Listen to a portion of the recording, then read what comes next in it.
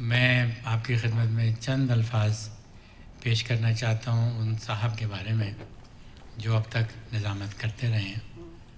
अरशद रशीद साहब, ये सफ़र कई बरसों पे मुहित है इनका, उर्दू अकेडमी का सफ़र। और मुझे भी याद है वो दिन जब इन्होंने पहला सवाल दागा था हम पे।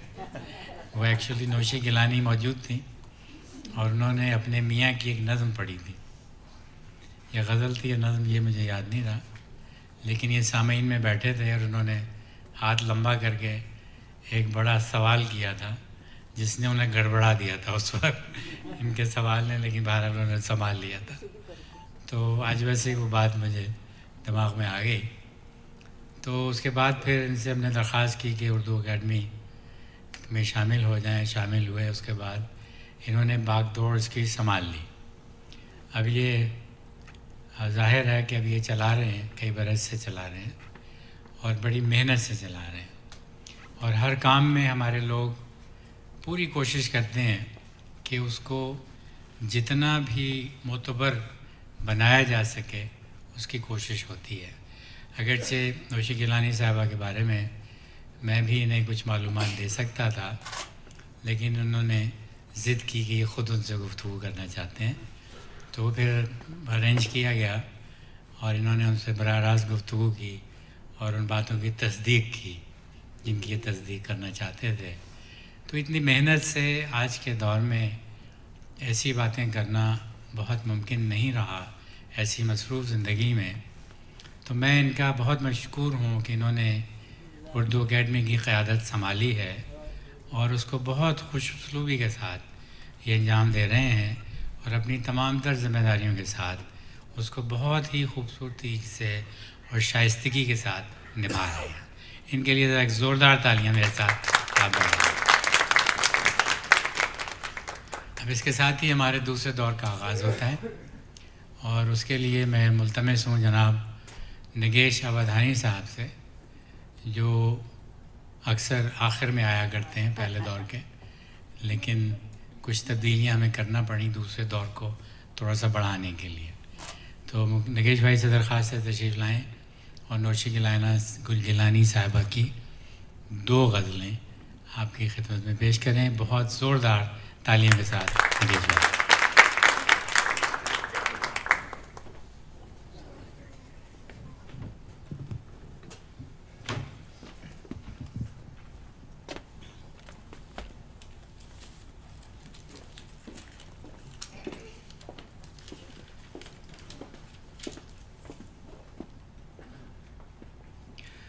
आदाब है। नौशी गिलानी साहिबा की ये पहली गज़ल पेश खिदमत है। ताशी भाई की ये धुन उन्होंने बनाई है और जब ये प्रोग्राम पिछले हफ्ते होने वाला था लेकिन मुलतवी हुआ इस इतवार को, मैं शहर से बाहर पिछले हफ्ते मैं बाहर था। जब पता चला कि ये प्रोग्राम पोस्टपोन हुआ है तो मैंने ताशी भाई से कहा कि ताशी भाई मैं मौजूद रहूँगा, तो अगर आप इसकी एक कुछ कॉम्पोजिशन करके दें तो मैं ज़रूर सुनाऊँगा। तो बात ये थी कि मैं पक्के रागों का शौकीन हूँ और जब उनसे मैंने दरख्वास्त की कि आप राग केदारा में या राग यमन में इसकी कॉम्पोजिशन बना के दें तो बेहतर रहेगा मेरे लिए। तो देखिए, सिर्फ 2 या 3 दिनों के अंदर उन्होंने यह कॉम्पोजिशन बना के मुझे दी।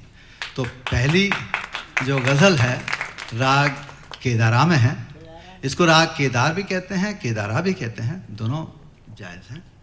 और केदारा एक बड़ा कदीम राग है और बहुत ही मकबूल, बड़े बड़े उस्ताद, बड़े पंडित सब इसको गाते हैं, बजाते हैं बड़े खुशी से, और ये बहुत ज़माने से मकबूल रहा है। और लेकिन मसला इस राग का ये है, बहुत सारे हमारे महफिल में आज माहरीन हैं, राग रागनियों के जानकार हैं। हमारे अंशुमन भाई भी बड़े पसंद करते हैं राग केदारा को और उन्होंने 2-3 अल्लामा इकबाल के 2 गज़लें शायद उन्होंने राग केदारा में कंपोज की है, बहुत अच्छी हैं, आप उसको सुनिएगा। और नवीदा बहन भी हैं जिन्होंने तालीम ली है संगीत की, और खान साहब वहाँ पीछे मौजूद हैं, तो और नकवी साहब भी हैं दिल्ली से, तो बहुत सारे लोग हैं। तो माजरत के साथ मैं ये कहना चाहूँगा कि ये राग एक बहुत ही पेचीदा राग है, और पेचीदा इस वजह से है कि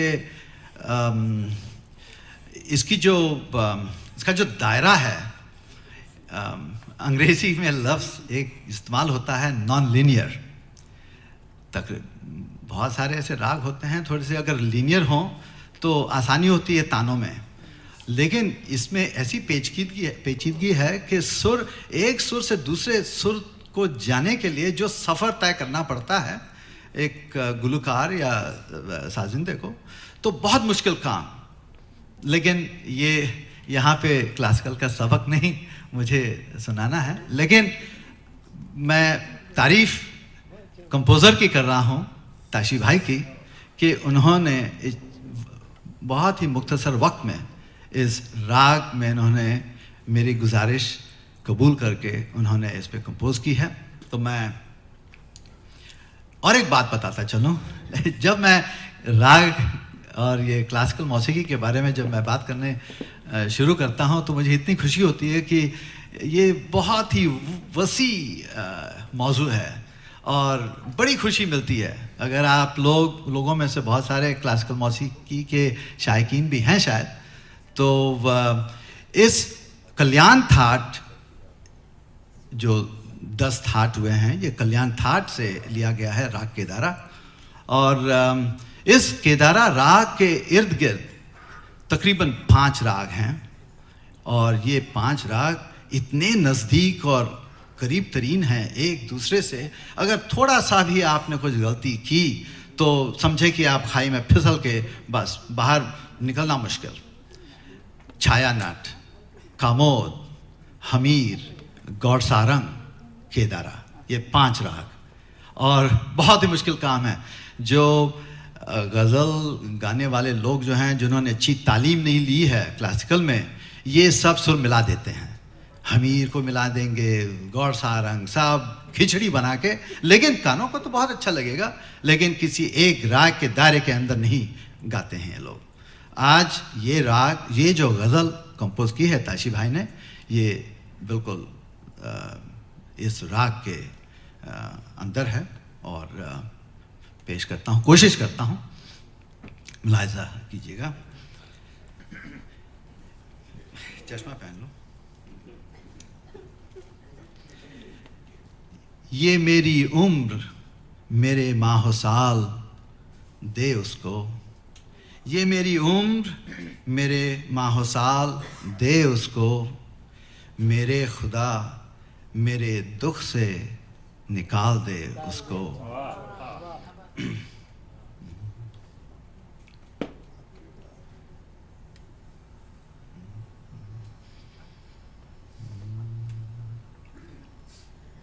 अक्सर ये होता है, मसला ये होता है कि अगर आपने गलत सुर से शुरू किया तो वो अंतरे के सुर पहुंचने में मुश्किल हो जाता है। तो मैं इसकी थोड़ी सी मदद ले रहा हूँ कि किस सुर से मुझे इस शुरू करना है।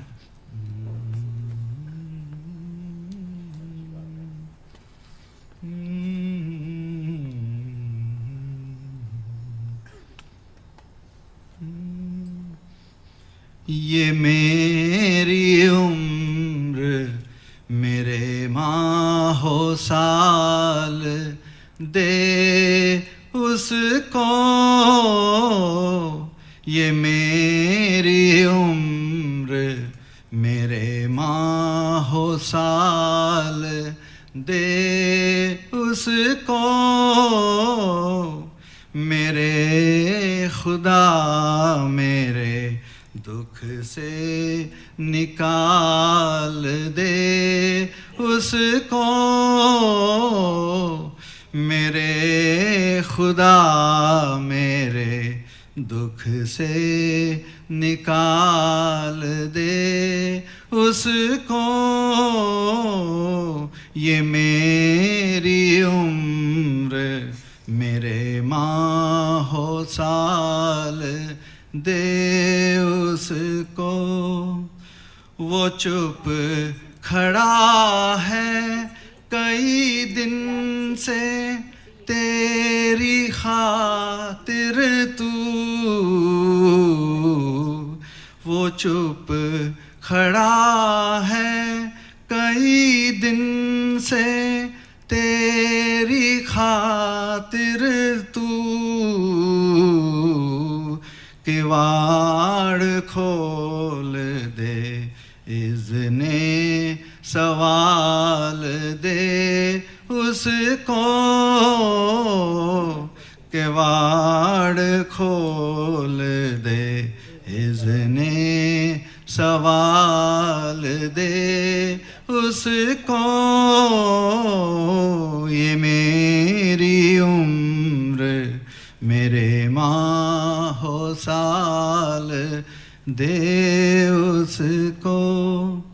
अज़ाबे बद नज़री का जिसे शऊर ना हो, अज़ाबे बद नज़री का जिसे शऊर ना हो, ये मेरी आँखें मेरे खद्दो खाल दे उसको, ये मेरी आँखें मेरे खद्दो खाल दे उसको। ये देखना शबे हिजरां के किस की दस्तक है, ये देखना शबे हिजरां कि किस की दस्तक है। विसाल रुत है अगर वो तो टाल दे उसको, विसाल रुत है अगर वो तो टाल दे उसको।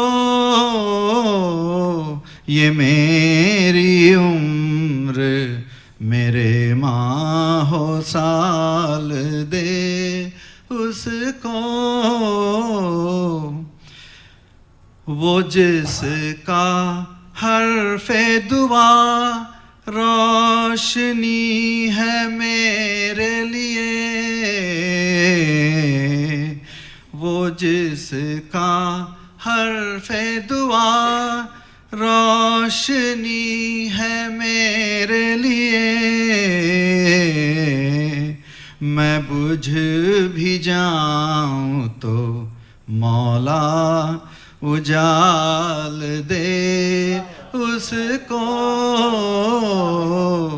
मैं बुझ भी जाऊं तो मौला उजाल दे उसको।